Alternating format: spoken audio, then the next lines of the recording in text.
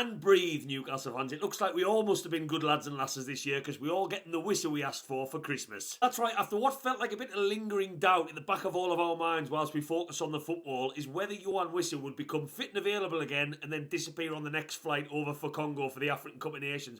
But it's done, it's dusted, he's not going to be going, and he's even shared if anyone had any doubt that he might still get fit and want to go and join up with them, he's even shared that he'll be their biggest supporter.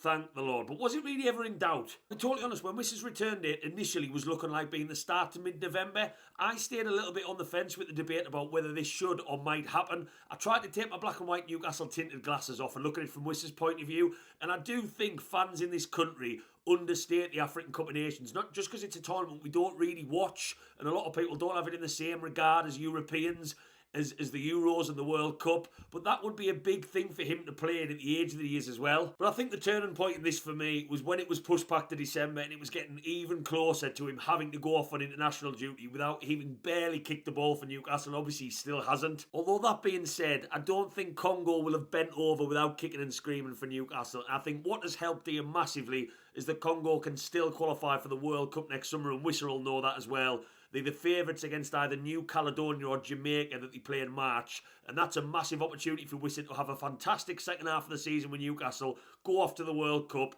play and star for them, and all is well in the world. But also, no disrespect to Brentford, this man must be absolutely gagging to start scoring wearing the number 9 at the Gallagher end and start paying back some of that price tag we've paid for him and just play football again.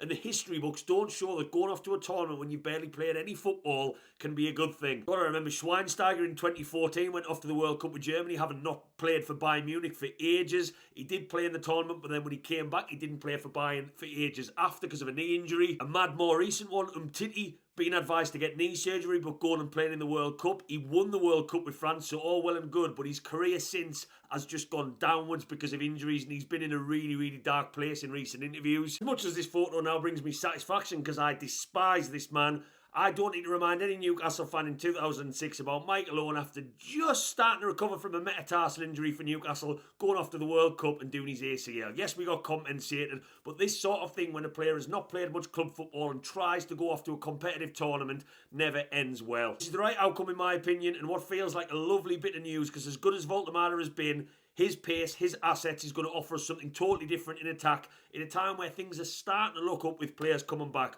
Onwards and upwards we go, and I cannot wait to see this man in the black and white play scoring goals at the Gallagher. Let us know your thoughts down below on this one, Newcastle fans, and as always, keep the faith. Away, lads!